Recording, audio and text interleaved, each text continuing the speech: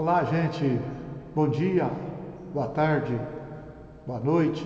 Depende da hora que você estiver assistindo a gente aí nesse canal, nesse vídeo. Sou o professor Flávio, de Itajubá, Minas Gerais. Estou falando pela Associação Teológica Casom, a ATEC. Nós temos uma escola aqui, se chama Escola do Conhecimento, Conhecimento de Cristo. Crescendo no conhecimento de Cristo, na graça e no conhecimento de Cristo. Hoje eu vou falar um pouco sobre o livro de Hebreus.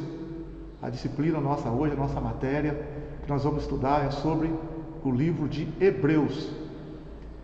Quem provavelmente escreveu o livro de Hebreus? Quem são os hebreus? Qual o tema do livro, da carta, no caso?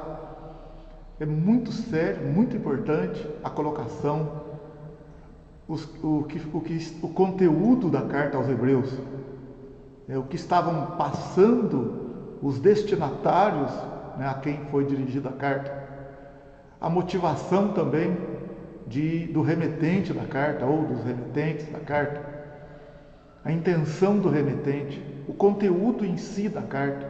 Muito maravilha, muito linda a carta, serve para os nossos dias, é uma carta atualizada, porque a carta diz respeito, de uma forma geral assim, vai falar que Cristo é melhor, que Jesus é melhor, que não tem religião que seja superior a Cristo. Cristo não é uma questão de religião, é uma questão de relacionamento. A religião religiões são coisas que os homens criam para tentar suprir uma falta, uma necessidade, uma carência. Tem um lado razoavelmente bom, mas no caso de Jesus, Jesus não veio para estabelecer uma religião. Ele veio para trazer a salvação. Veio para trazer para nós a redenção, nos tirar das trevas e trazer para a luz. Ele veio para nos comprar com o seu sangue. Ele veio para nos resgatar da maldição da lei e abrir um caminho de volta para Deus Pai. Ele é o nosso mediador. Então, os que seguem a Cristo, as pessoas dizem, é da religião tal, é da religião dos evangélicos, é não sei o que, não sei o que. Olha, o nome as pessoas colocam mesmo, e até com questão de legalização, a gente tem que ter um nome, vamos dizer assim, igreja tal, mas isso meu irmão, você que me ouve aí, o centro da coisa mesmo é relacionamento com Cristo, é vida com Deus por meio de Cristo, guiados pelo Espírito Santo, dirigidos pelo Espírito Santo, é crer no Senhor Jesus, é nascer de novo. Então a carta aos Hebreus, ela vem assim para chacoalhar, para admoestar judeus que haviam se convertido, mas estavam com um pouco de medo, estavam receosos por causa da perseguição. Essa é a fonte número 1, o objetivo, a clareza número 1 do livro de Hebreus, ainda também com outros pontos fortes, que é mostrar para eles e para nós também a superioridade de Cristo, mostrar que Jesus é melhor, não tem outro, ele é superior a anjos, a Moisés, a Arão, ao sacerdócio, ele é filho de Deus, ele é Deus que se fez carne e habitou entre nós. Então nós vamos dar uma caminhada no livro de Hebreus. Gostaria que você participasse comigo com alegria. Se você tem aí a Bíblia Sagrada, se você tem a apostila, eu vou falando aqui, vou mostrando na apostila, para a gente seguir uma linha de pensamento aqui, mas a gente vai tentar esclarecer com a ajuda do Espírito Santo, em nome de Jesus, como o guiar do Espírito Santo, com a sabedoria de Deus, que o Senhor nos ilumine para que possamos adentrar aqui a carta aos Hebreus e sair daqui edificados, consolados e exortados. Que Deus me abençoe, que Deus te abençoe poderosamente, que você receba uma palavra de Deus no teu coração, que renove as tuas forças, que dê ânimo para você, que sustente você, que te cure em todas as áreas, em nome de Jesus. Vamos lá então? E toda honra e glória seja dada a Ele. Vamos lá.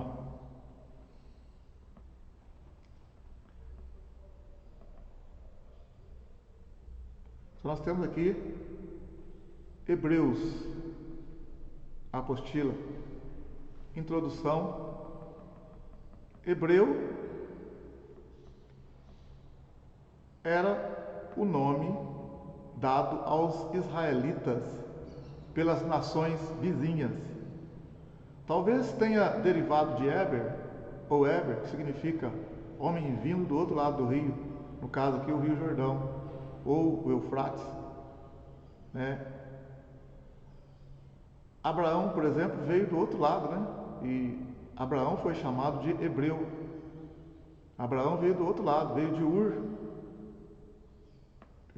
Josué 24:2 aqui. Josué 24:2, porque os hebreus, assim, o povo de Israel, que são os hebreus no caso, vieram descendentes de Abraão. E Abraão, quando a gente olha aqui no livro de Josué, a gente vê no capítulo 24, Josué dizendo assim, de onde veio Abraão, né? Depois reuniu Josué todas as tribos de Israel em Siquém e chamou os anciãos de Israel e os seus cabeças e os seus juízes e os seus oficiais, e eles se apresentaram diante de Deus. Então Josué disse a todo o povo: assim diz o Senhor Deus de Israel: além do rio habitaram antigamente vossos pais, Terá, pai de Abraão e pai de Naor, e serviram a outros deuses. Eu, porém, tomei Abraão, a vosso pai Abraão, da além do rio, e o fiz andar por toda a terra de Canaã. Também multipliquei a sua descendência e dei-lhe Isaque. Então aqui a gente vê, né, que Abraão veio lá de Ur. Aqui em Gênesis 14, 13, Gênesis 14, 13, está escrito, vamos ver lá o que está escrito. Vamos ver aqui, Gênesis capítulo 14, verso 13. Vamos ver aqui. O que está querendo dizer ali? Gênesis 14, verso 13. Então veio um que escapara e contou a Abraão, o hebreu. Ele habitava junto dos carvalhais de Manrê, o amorreu, irmão de Escol e irmão de Aner. Eles eram confederados de Abrão. Então só estou mostrando para você, né, nesse primeiro momento nosso aqui, que hebreu, a expressão hebreu, Abrão, no caso Abraão, né, mas o primeiro nome dele, né, era Abrão, depois é que foi mudado para Abraão. Ele era chamado de hebreu. Então, e ele veio do outro lado do rio. Então, pode ser que hebreu signifique aquele que veio do outro lado do rio, ou também descendente de Eber, né? Então, ainda tem algumas especulações sobre isso. No Gênesis capítulo 10, verso 21 e 24. No Gênesis 10, verso 21.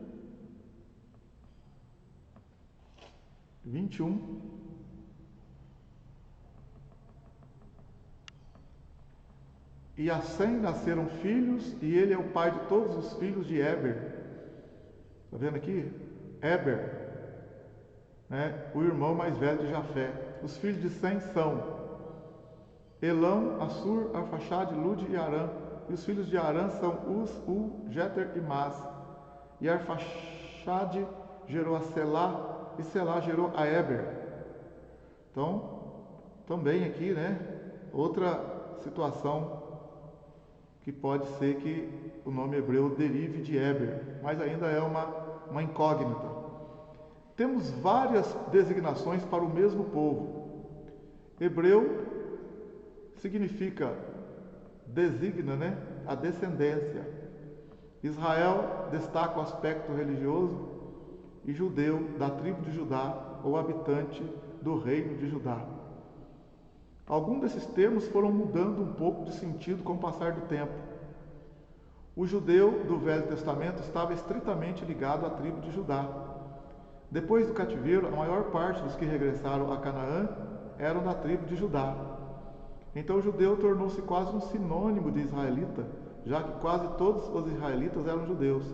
O termo tem esse mesmo sentido genérico até hoje. Então nós temos aqui para o povo de Israel, pelo menos três nomes que é dado, três terminologias, três termos que é dado para esse povo. Chama de hebreus, o povo de Israel é chamado de hebreus, também é chamado de israelita, Israel, também é chamado de judeus. Tem outros também, às vezes em um determinado momento ali na Bíblia, fala sobre Efraim, né? Filhos de Jacó, mas assim, de uma forma geral, os três termos que nós podemos trabalhar assim, que temos observado com maior força, hebreus, israelita, no caso Israel, e judeus. Então, conforme nós vimos aqui, o termo hebreus, que eu vou ler daqui a pouco também, mas o termo judeus, vamos começar pelos judeus. O termo judeus, ele é forte hoje nos nossos dias. Quando se refere ao povo de Israel hoje, em 2020, você vê, a gente não fala assim, os benjamitas, os asseritas, porque Israel, né, que foi mudado o nome de Jacó para Israel, lembra? Abraão teve um filho chamado Isaac, Isaac teve Jacó e Esaú. O nome de Jacó foi mudado para Israel. E Jacó, ou no caso de Israel, teve 12 filhos, e dali então surgiu a nação de Israel. O povo de Israel veio de Jacó, que veio de Isaac, que veio de Abraão. Por isso, se Abraão era chamado de hebreu, então os filhos dele também eram chamados de hebreus. E ao mesmo tempo, o neto dele, no caso Jacó, mudou o nome para Israel. Então, é também chamado de israelita, ou nação de Israel, e ao mesmo tempo hebreus. Agora, judeus. Por que judeus? Porque se você seguir você deve ter estudado já conosco aí também, a nação de Israel, quando ocupou a terra prometida com Josué, depois entra a época do livro dos Juízes, depois veio a monarquia. Primeiro rei Saul, segundo Davi, terceiro Salomão. Depois de Salomão, o reino dividiu. Então você lembra que quando o reino de Israel estava sob o comando de Davi, sob o comando de Saul, Davi e Salomão, o reino, as terras, as tribos eram unidas e era um rei só. Mas depois da morte de Salomão, houve uma divisão no reino. 10 tribos ficaram para o norte, sob o comando de Jeroboão. Está lembrado disso? E 2 tribos ficaram no sul, sob o comando de Roboão. As 10 tribos do norte eram chamadas o grupo todo era chamado de Israel, Reino do Norte, ou Israel. E a capital era Samaria. E no Reino do Sul, aí nós tínhamos a tribo de Judá e a tribo de Benjamim, cuja capital do Reino do Sul era Jerusalém.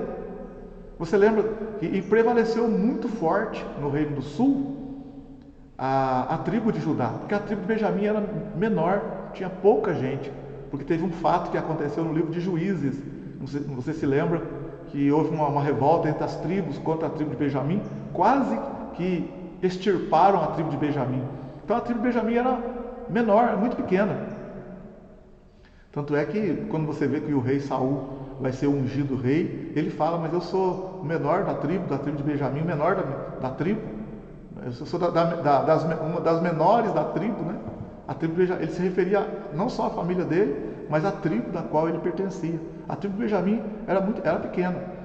Então o que eu quero dizer com você é que o reino se dividiu e mais ou menos no ano 721, 720 antes de Cristo, né, depois que o reino dividiu, o reino do norte se corrompeu, os reis do norte se corromperam. E lá na frente vieram os assírios. Os assírios invadiram o reino do norte e levaram o povo cativo para a Síria. E houve uma mistura de povos que moraram ali nas terras do norte, no reino do norte. Mas o reino do sul prevaleceu ainda, fiel ao Senhor, durante mais muitos anos. Na tribo de Judá e Benjamim permaneceram fiel. Mas com o passar dos anos, elas também se corromperam. E Deus permitiu que Babilônia viesse, destruísse Jerusalém, destruísse o templo e levasse os judeus e um remanescente benjamitas. Mas você vai ver que o termo judeus vai se tornar muito forte a partir dali. E o termo israelita vai quase que desaparecer por conta desse exílio do norte para a Síria. Mas o do sul permanece, os judeus, firme ao Senhor, fiel ao Senhor. E são levados então para a Babilônia. Aí vai narrar, a Bíblia vai narrar a história de Daniel, judeus que estavam na Babilônia. Vai narrar a história de Ezequiel. Depois de 70 anos na Babilônia, vai ter o retorno dos judeus para reconstruir Jerusalém e reconstruir o templo, reconstruir a cidade. E você vai ver a história, então vai focar nesse termo, judeus. Eles reconstroem Jerusalém, reconstrói os muros, o templo, e vai discorrer esse termo até o final do Antigo Testamento, durante o período interbíblico, durante o domínio do Império Medo-Persa, do Império Grego, do Império Romano. O que prevalece são os judeus, ainda que com certeza tinha algumas pessoas ali que eram de outras tribos que desertaram com certeza de Israel, do Reino do Norte, estavam ali misturadas no Reino do Sul, depois que os reis do Norte se rebelaram contra Deus. Mas a massa mesmo era de judeus, e o termo que se usou para aquele povo era judeus. Então, por isso o termo judeus prevaleceu. Depois do ano 721 a.C., no ano 586, no período interbíblico, durante o reino do Império Medo-Persa, Império Babilônico, Medo-Persa, depois Império Grego, durante o período interbíblico, quando Jesus nasceu, o termo que se usava para aquele povo era judeus. Entendeu? E até hoje, você vê a diáspora dos judeus, o retorno dos judeus, a nação judaica. E tem hoje a nação de Israel, nós sabemos disso, que Israel voltou a ser nação em 1948. Então é claro que de vez em quando você escuta, é lá em Israel, os israelitas e tal, mas o termo que se usa para as pessoas que moram em Israel é de judeus. E você vê que Israel, na composição sua de forma geral, ela era composta pelas 12 tribos, né? Ruben, então tinha lá os rubenitas, Asser, os asseritas, Benjamim, os benjamitas, tá entendendo? Tinha lá Efraim, os efraiminitas, Manassés, manassitas, né? Tinha lá outros também, Zebulum, tinha Dan, tinha Levi, são 12 tribos. Mas hoje o que você vê? A tribo de Judá, que prevaleceu por causa do quê? Divisão do reino. Depois de Salomão, 10 tribos ficaram para o norte e foram levadas cativas para a Síria.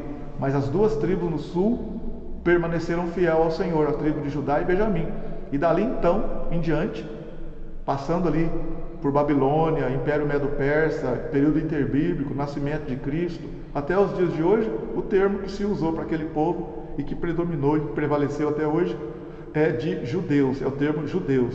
Então é daí que vem o termo, tá? Judeus, por causa da tribo de Judá, que prevaleceu durante momentos difíceis e de afastamento de Deus do povo de Israel.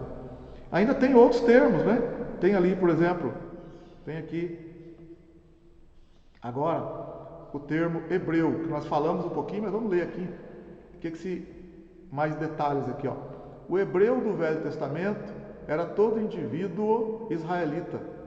No Novo Testamento, esse termo passa a designar mais especificamente aquele israelita que fala aramaico e é mais apegado ao judaísmo ortodoxo, em contraposição ao helenista, que é o israelita que fala grego e está mais influenciado pela cultura grega.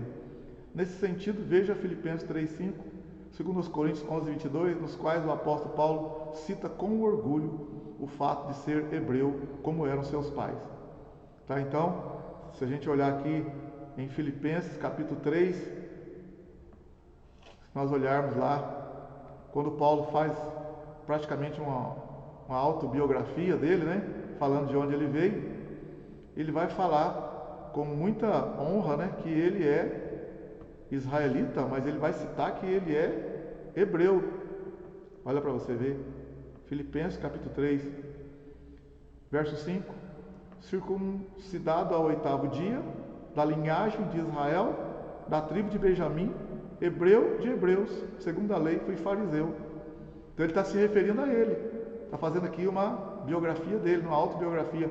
Ele diz que ele foi circuncidado ao 8º dia, que ele, Paulo, é da linhagem de Israel, da tribo de Benjamim, ele é hebreu de hebreus, segundo a lei, ele era fariseu. Agora, segundo aos Coríntios também, capítulo 11, verso 22, se nós olharmos aqui, segundo aos Coríntios, capítulo 11, olha para você ver, Paulo falando também, se referindo ao seu povo, se referindo a seus irmãos, digo, como nação, né? Ele fala assim, são hebreus? Também eu sou, também eu. São israelitas? Também eu. São descendentes de Abraão? Também eu. Está vendo então? Paulo diz que ele é hebreu, a descendência de Israel, descendente de Abraão. A epístola contém mensagens da mais alta relevância para os dias atuais e as descobrimos quando investigamos atenciosamente o pano de fundo histórico da carta. A linguagem e as alusões da carta são tiradas do fundo histórico cultural do Antigo Testamento e isso torna a carta singular quanto à sua espécie. Então foi de forma bem resumida e simples, você vê que israelita faz parte, né, tem um cunho religioso. Hebreus é um termo usado desde quando houve a chamada de Abraão, ele era chamado de hebreu, e ali então seus descendentes também foram chamados de hebreus. Agora, a origem mesmo do nome hebreu pode ter sido então derivada de Heber, ou significa aquele que veio do outro lado do rio, se referindo à Mesopotâmia, de onde Abraão morava, no caso em Ur dos Caldeus, né? Entre o Tigre e o Eufrates. Também o termo judeu, conforme nós falamos, é um termo que prevaleceu em relação ao povo de Israel, até os dias de hoje, ao povo hebreu. Então, se você vê lá, escrito em algum lugar, é para os judeus, é para os hebreus, é para os israelitas, é para os efraimitas, se refere a Israel, se refere ao povo de Deus, descendentes de Abraão, no caso, principalmente descendentes de Jacó. Tá? E é o caso que nós estamos estudando aqui agora, a carta aos Hebreus. Quer dizer, a carta aos Hebreus aqui são judeus, é para os judeus que haviam se convertido, mas estavam passando por uma situação difícil e queriam abandonar a fé. Vamos lá.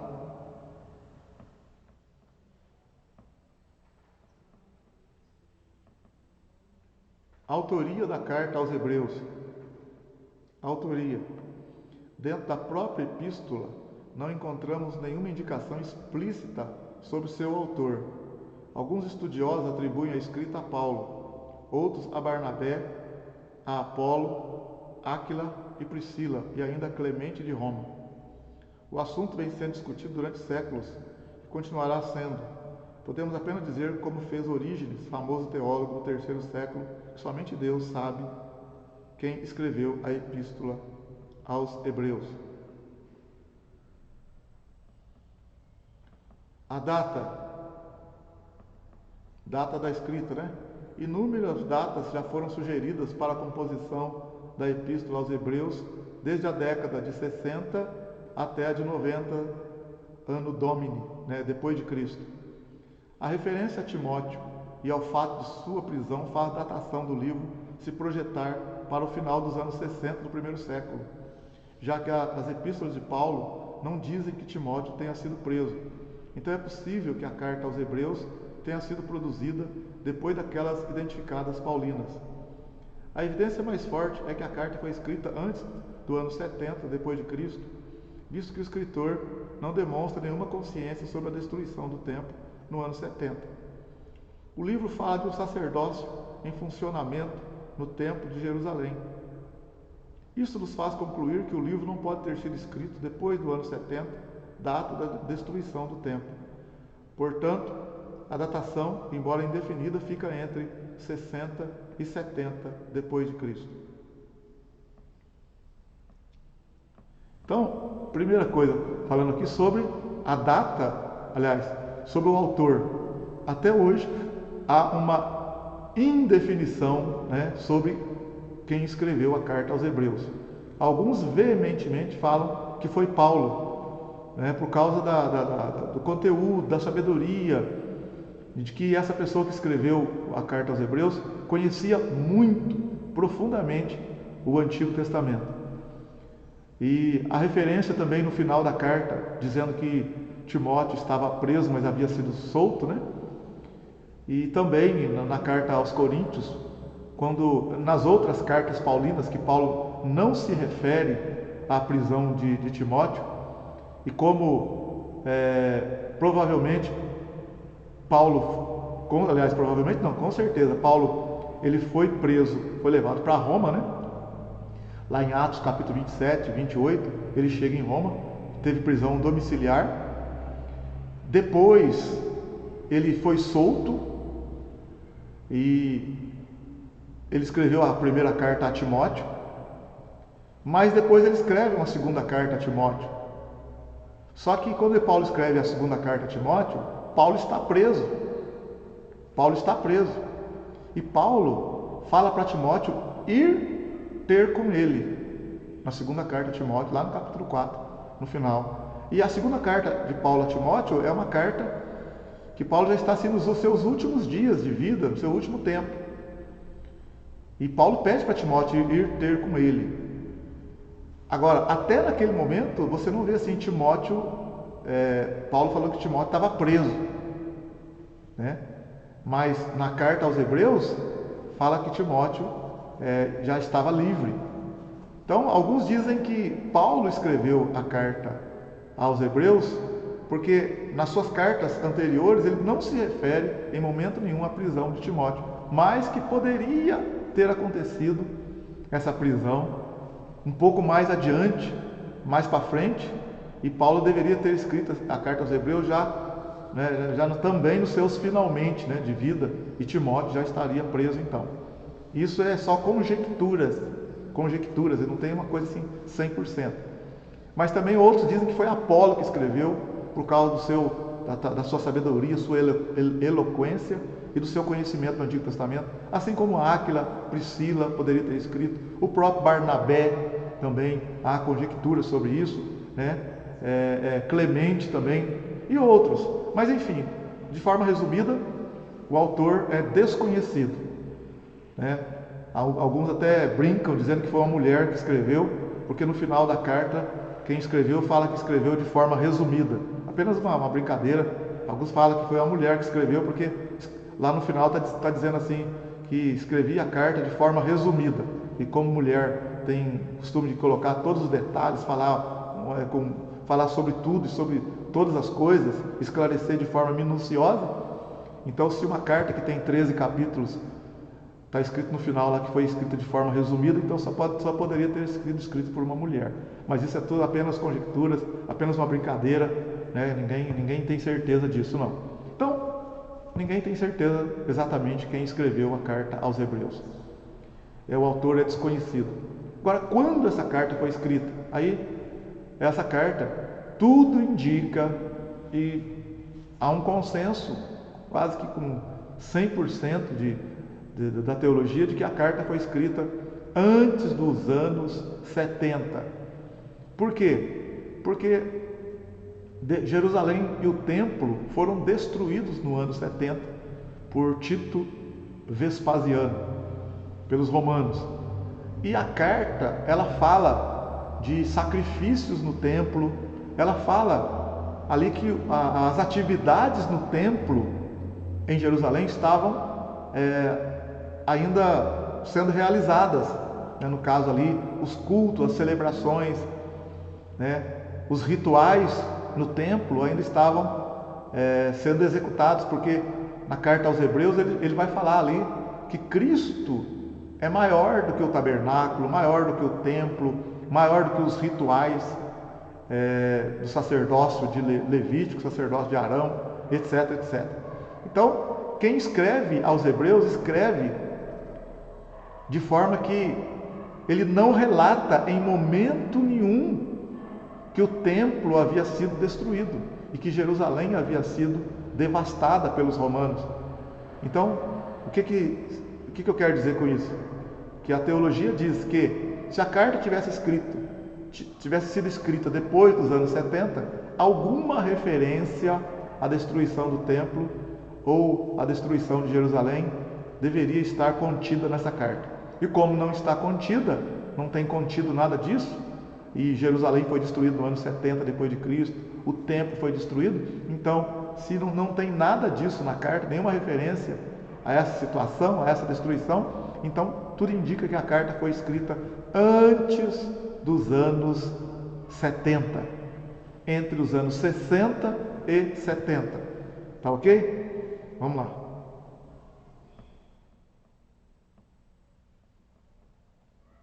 O tema da carta, a superioridade de Cristo sobre os profetas, sobre os anjos, sobre a lei, sobre Moisés, sobre Josué, Arão e sobre os sacerdotes.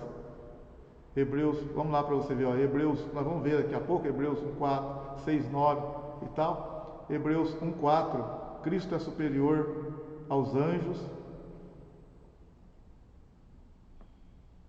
Vamos ver aqui. Vai mostrar, então, vamos ver aqui, Hebreus, no capítulo 1, vai mostrar a superioridade, ó, capítulo 1, Cristo como Filho é superior aos anjos. Está vendo aqui? Vai mostrar também a carta vai mostrar ainda Cristo é superior a Moisés.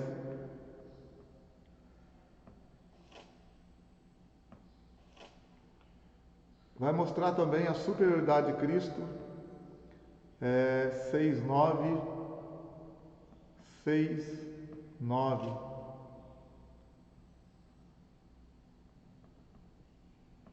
Que ele diz lá que mas de vós, ó amados, esperamos coisas melhores e coisas que acompanham a salvação, ainda que assim falamos. Então também vai mostrar a superioridade de Cristo e que não deveriam voltar de novo na velha vida. Né? Aqui no capítulo 6 está falando aqui de pessoas que queriam voltar, recair, queria largar do Evangelho, largar de Cristo. Então ele vai falar aqui que ele espera coisas melhores. Então Cristo é superior. No capítulo 6 aqui, Cristo é superior e deveria, não poderia deixar os rudimentos da doutrina de Cristo, mas seguir a doutrina de Cristo, né? Não largar da doutrina de Cristo e não voltar para a velha aliança.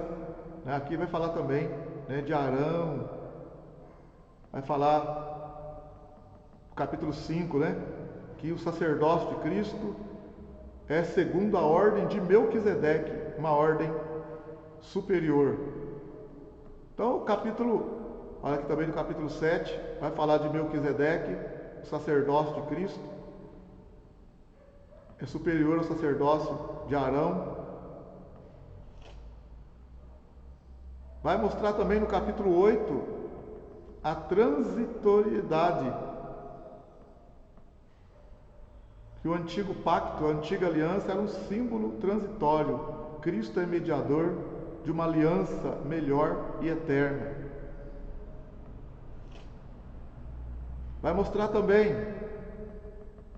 no capítulo 9, que os sacrifícios do santuário, por causa das suas imperfeições, deviam repetir-se, mas o Cristo é único porque é perfeito.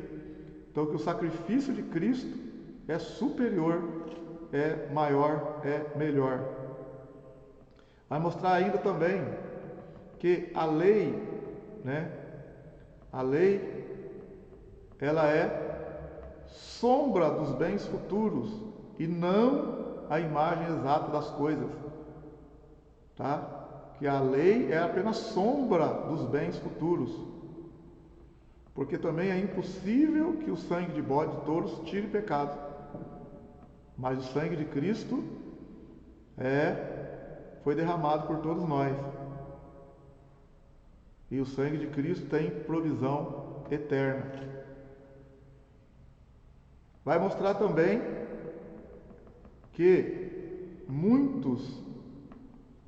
tem muitos exemplos de fé tirada no próprio Velho Testamento, daqueles que estavam debaixo da lei, mas que viveram pela fé em Cristo, ainda que Cristo não estivesse ali fisicamente, mas creram e deram, conforme Hebreus capítulo 11, versículo 3, deram testemunho de fé, capítulo 2, 11, versículo 2, porque por ela os antigos alcançaram testemunho, deram bom testemunho.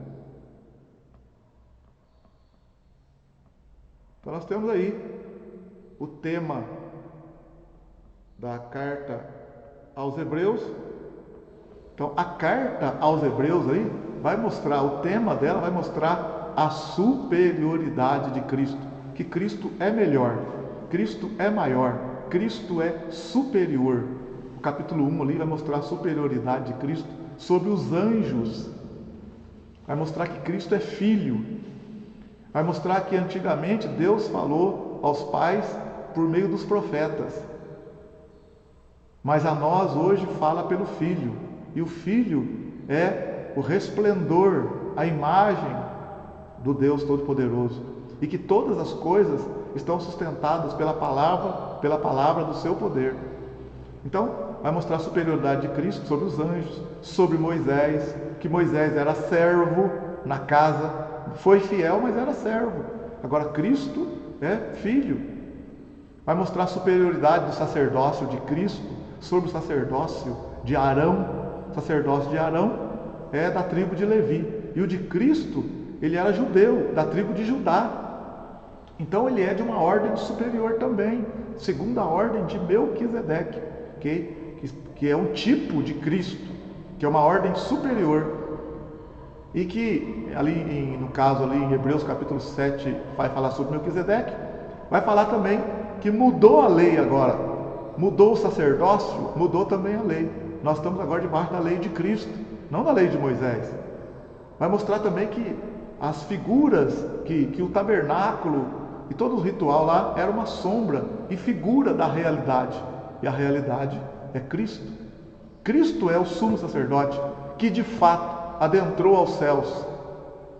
Então hoje nós não entramos no tabernáculo feito por mãos humanas, igual Moisés havia feito lá com os levitas do tabernáculo. Aquilo era uma figura da realidade, do tabernáculo verdadeiro. Por isso que Deus falou para Moisés fazer o tabernáculo conforme o modelo que foi mostrado para Moisés. Deus mostrou para Moisés um modelo. O modelo é o verdadeiro tabernáculo é o que está hoje nos céus, onde Cristo adentrou de uma vez para todos, para ser nosso sumo sacerdote, para ser nosso mediador, para ser nosso intercessor, para ser nosso representante, para ser nosso salvador. Então a lei apontou, a lei nos levou até Cristo. Está entendendo? Uma coisa interessante também, muito bonita, você olha assim, você vê, por exemplo, Cristo é superior a Josué. Também vai mostrar aqui no livro de Hebreus, capítulo 3, capítulo 4, Cristo é superior a Josué. Agora, o que eu quero dizer é o seguinte: Moisés tirou o povo do Egito, andou 40 anos pelo deserto, e quase na hora de entrar na terra prometida, ele não entrou. Quem toma o lugar de Moisés é Josué. Toma no bom sentido, né? Moisés ali, Deus falou para Moisés que ele não ia entrar na terra prometida. Mas quem ia entrar é Josué. O nome Josué e o nome Jesus são a mesma origem. Josué e Jesus, o nome Josué e o nome Jesus têm as mesmas raízes. Salvador, salvação. O nome Jesus e o nome Josué. Quem entra na terra prometida aqui, no caso, na Canaã, foi Josué, e Moisés não entrou. Você poderia pensar, puxa vida, parece que é uma coisa que não é muito certa, né? O Moisés fez de tudo, tirou o povo do Egito, lançou as pragas, passou o maior sufoco, 40 anos de deserto, suportando aquele povo e tal. Aí na hora de entrar na terra prometida lá, em Deuteronômio, capítulo 33, 34, no final já de carreira, na hora de entrar na terra prometida, Deus falou para ele: você não vai entrar. Passa o comando para Josué. Você vai morrer, quem vai entrar é Josué. Como assim? Como pode ser isso? Sabe o que acontece? Que nós podemos olhar assim também, que Josué, que Moisés, ele tipifica a lei.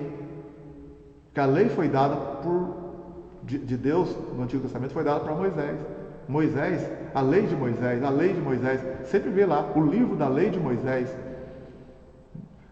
Josué leu o livro da lei de Moisés, Josias leu o livro da lei de Moisés, Josafá estava com o livro da lei de Moisés, Esdras, Neemias seguiram o livro da lei de Moisés. Então, a lei está ligada a Moisés, Moisés está ligado à lei. Moisés não entrou na terra prometida. Sabe o que significa também? Que a lei não nos leva para a verdadeira terra prometida. A lei, ela não pode, pela lei, a gente entrar na glória celestial. A lei vai nos conduzir a Cristo. Então, Moisés conduziu até Josué. Então, é Josué que vai fazer o povo entrar na terra prometida, na Canaã.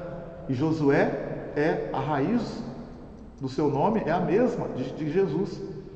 Então, não é a lei que nos leva à salvação, mas ela nos conduz até Cristo. É por isso que em Gálatas, no capítulo 3, está escrito que a lei nos serviu de aio.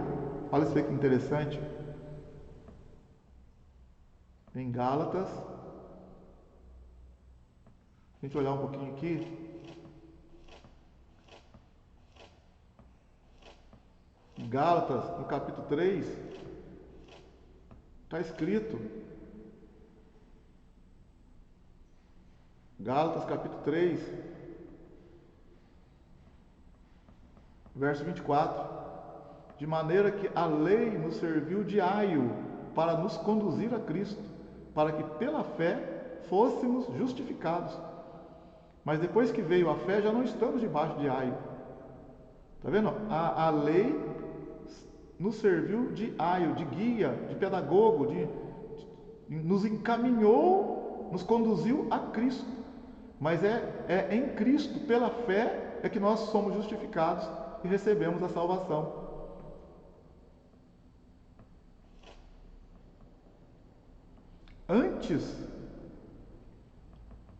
Antes que a fé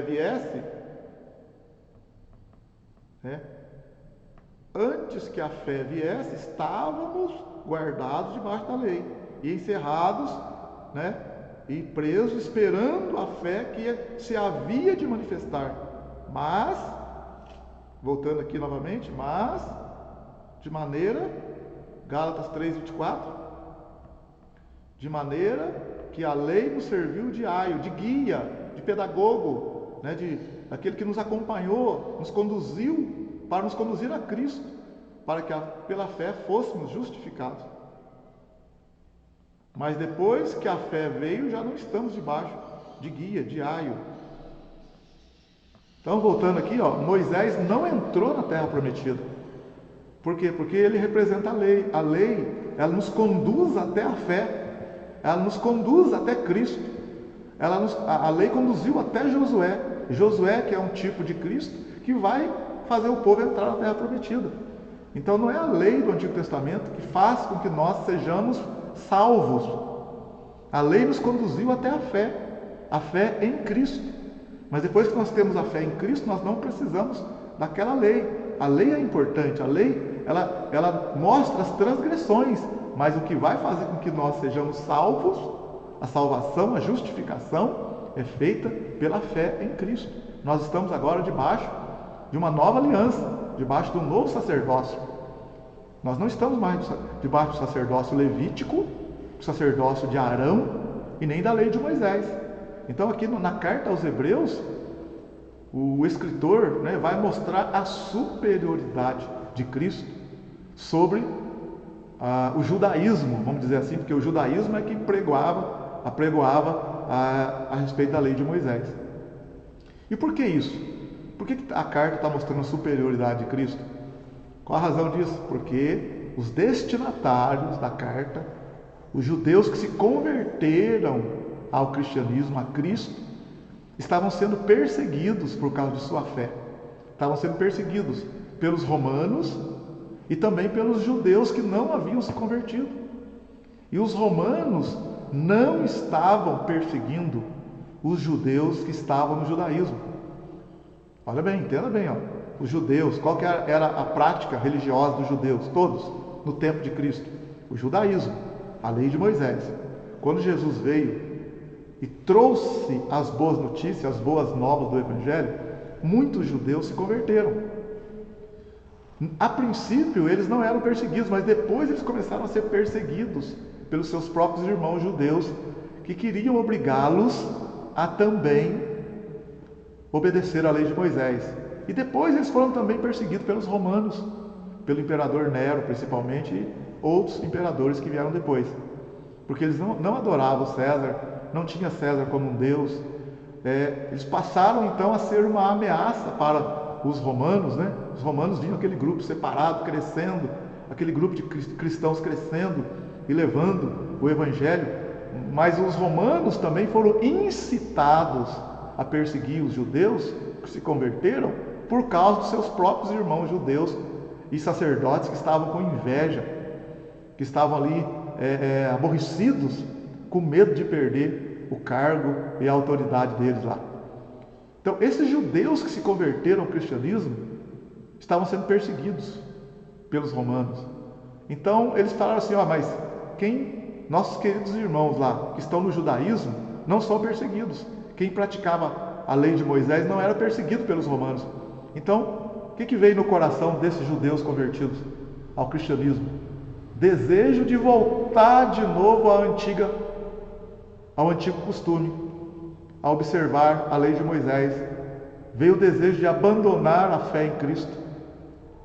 Por isso então que o escritor aos Hebreus vai escrever para eles, para mostrar para eles, para não voltar, não voltem não, porque Cristo é superior até aos anjos, Cristo é superior a Moisés, Cristo é superior a Arão, Cristo é superior a Josué, Cristo é superior ao tabernáculo e a todos os rituais.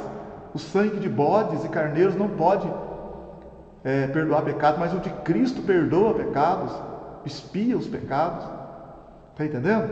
Então isso é que vai mostrar ali a carta aos Hebreus. Esse é o tema da carta. Tá certo? Vamos lá.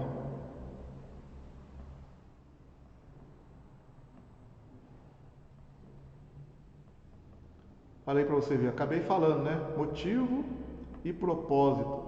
O escritor claramente contrasta o estado em que seus leitores se encontram. Letra A, o estado em que estavam anteriormente, o estado que deveriam estar e o estado em que pareciam estar no perigo de cair. Então ele vai mostrar na carta como eles eram antigamente na lei de Moisés, o estado que deveriam estar, isto é, com fé em Cristo, e o perigo que eles estavam passando, se continuassem do jeito que estavam, poderiam cair na fé, poderiam retroceder. É bem possível, portanto, que se sentissem seriamente tentados a renegar a Jesus como Messias e tornar a abraçar os bens visíveis e preferíveis que o judaísmo parecia continuar a oferecer-lhes. Era o judaísmo que assim os atraía em detrimento do cristianismo. Parece confirmado pelo modo óbvio com que o autor resolve, desde o início da epístola, demonstrar a superioridade do novo pacto sobre o antigo, exibindo particularmente a proeminência de Jesus, o Filho de Deus, em comparação com os profetas, com os anjos, os líderes e os sumos sacerdotes que operavam na antiga ordem. Por outro lado, o cristianismo é a própria verdade, a celestial e ideal realidade que possui real e absolutamente todos aqueles valores inerentes que naquela ordem antiga, quando muito, podem apenas ser refletidos ou prefigurados. Não obstante, visto que seus leitores reconheciam a autoridade das Escrituras do Antigo Testamento, seu argumento final em favor do reconhecimento da superioridade de Cristo sobre os anjos e sobre o sacerdote levítico, e a favor da superioridade de seu sacrifício, de si mesmo, sobre o sacrifício de touro e bodes, é o testamento profético do Antigo Testamento. O propósito do escritor, por conseguinte, era tornar seus leitores plenamente cônscios, quer dizer, conscientes. Primeiro, da admirável revelação e salvação dada por Deus aos homens na pessoa de Jesus Cristo. Em segundo lugar, deixá-los plenamente cônscios do verdadeiro caráter celestial e eterno das bênçãos, assim livremente oferecidas e apropriadas pela fé. Em terceiro lugar, para dar-lhes plena consciência do lugar de sofrimento e paciência persistente mediante a fé no presente caminho terreno, até o alvo do propósito de Deus, conforme demonstrado na experiência e na obra do capitão de nossa salvação e na disciplina de Deus aplicada a todos os seus filhos. Em quarto lugar, ainda para proporcionar-lhes consciência do terrível julgamento que certamente sobrevirá a qualquer que, conhecendo tudo isso, rejeitar tal revelação em Cristo. Então nós temos aqui esses pontos aqui, que o escritor da carta quer mostrar a revelação de Cristo e salvação dada por Deus, mostrar o caráter celestial e bênçãos oferecidas pela fé, mostrar também dar consciência do pleno lugar do sofrimento e paciência no caminho terreno até o alvo do propósito de Deus, e ainda cuidado com o julgamento que sobrevirá àqueles que rejeitar a salvação. Então a gente vê aqui também, o escritor mostrando para eles que eles estão ali com uma revelação maravilhosa sobre a salvação na pessoa de Cristo. E ele quer mostrar isso, a revelação maravilhosa do sacerdócio de Cristo, da realidade que é a salvação em Cristo. Ele quer mostrar também ali que eles devem passar por sofrimentos, se for passar, acreditar pela fé, que tem que persistir, perseverar na fé, que eles devem também observar os exemplos daqueles que viveram pela fé. Tem ali, no capítulo 11, por exemplo, muitos que viveram pela fé e outros no Antigo Testamento que esperavam pela fé no Messias. E ele também quer mostrar, também na carta aos Hebreus, o castigo e o juízo que sobrevirá àqueles que recuarem na fé. O juízo final vai mostrar lá que horrível coisa é cair nas mãos de um Deus irado, nas mãos de um Deus que deu oportunidade e você renegou. No capítulo 6, por exemplo, fala: é impossível que aqueles que experimentaram o dom celestial, provaram do Espírito Santo, caiam e depois sejam renovados novamente para o arrependimento. É como se estivesse negando, é como se estivesse pisando novamente o Filho de Deus, é como se estivesse crucificando novamente o Filho de Deus. Então não é para recuar. A carta é escrita para os judeus, para eles, os judeus que se converteram, não retroceder na fé, não recuar na fé, mas avançar, continuar em frente, que vale a pena. Tem coisas maravilhosas a serem desfrutadas por eles, ainda que por um determinado momento estejam passando até as expoliações dos seus bens. Ele fala lá na carta aos Hebreus também, né, que eles ainda não resistiram ao pecado com o sangue. Quer dizer, se for para dar até a vida por Cristo, o escritor aos Hebreus fala, vale a pena. Pode ficar tranquilo que vale a pena, porque estaremos com Ele eternamente. A eternidade na Assembleia dos Santos será maravilhosa, será gloriosa. Então a carta aos Hebreus é isso, tá? Vamos lá, continuando. Destinatários, a quem a carta foi escrita, ainda que eu já falei, a Epístola aos Hebreus nos mostra que seus destinatários eram judeus cristãos. Ao mesmo tempo que o autor está se dirigindo a pessoas convertidas a Cristo, ele dá a entender que elas tinham passado de vínculo com o judaísmo. Hebreus 10, 19.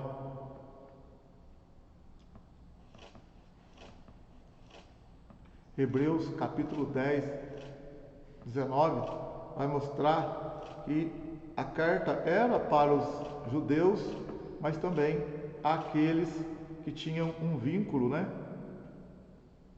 com o judaísmo, com os hebreus no caso, um vínculo porque aqui ele se refere, olha aqui, tendo, pois, irmãos, ousadia para entrar no santuário pelo sangue de Cristo.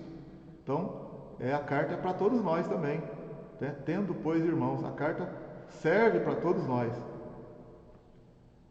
Ainda, olha aí, tais irmãos pertenciam a uma igreja cujos líderes são anonimamente referenciados no capítulo 13, versos 7, 17 e 24. Está vendo? Porque no capítulo 13 também ele vai falar, capítulo 13, versículo 7. Olha para você ver. Capítulo 13, verso 7. Lembrai-vos dos vossos pastores que vos falaram a palavra de Deus, a fé das quais imitai, atentando para a sua maneira de viver. Então esses não só judeus, mas alguns eles são irmãos, mas também para todos os irmãos que são guiados por seus pastores, conforme está escrito aqui em Hebreus 13, 7. Hebreus 13, 17 também está escrito assim, obedecei a vossos pastores e sujeitai-vos a eles, porque velam por vossas almas, como aqueles que hão de dar conta delas, para que o façam com alegria e não gemendo, porque isso não vos seria útil. Está vendo? Ainda no verso 24, vamos ver lá no verso 24. Saudai a todos os vossos líderes, chefes, e a todos os santos. Os da Itália vos saúdam.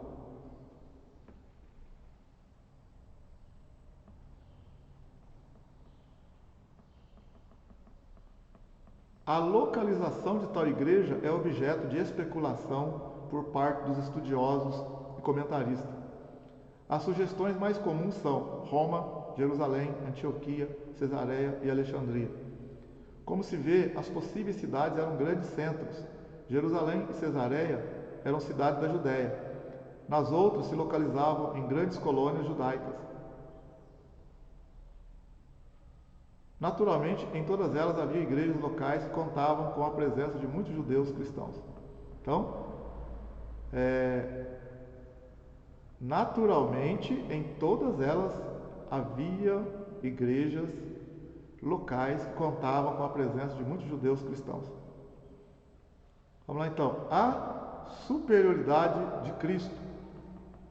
A superioridade de Cristo. A superioridade de Cristo. A superioridade de Cristo. Por que Cristo é superior? No Antigo Testamento, Deus falou por meio de homens. Hoje nos fala por meio de Jesus, que é o exemplo perfeito de tudo que ele é. Jesus foi constituído herdeiro. O mundo foi feito por meio de Jesus, sendo sustentado pela sua palavra. Jesus fez a purificação dos nossos pecados por si mesmo, por amor do seu nome, a fim de que ele pudesse ter um povo só seu, em quem ele pudesse trabalhar toda a pureza da sua lei e manifestar a alegria que há no seu caráter. Após a purificação dos pecados, Jesus recebeu todo poder e autoridade. Então, olha bem, Hebreus capítulo 1, verso 1 ao 3. Por que Jesus é superior? No Antigo Testamento, Deus falou por meio de homens. Hoje fala por meio de Jesus, que é o exemplo perfeito de tudo que ele é. Jesus é herdeiro. O mundo foi feito por ele, sustentado pela sua palavra. Então, vamos lá para você ver. Hebreus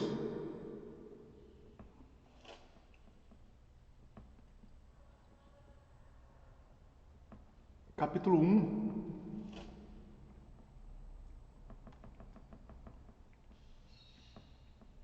Hebreus capítulo 1, verso 1.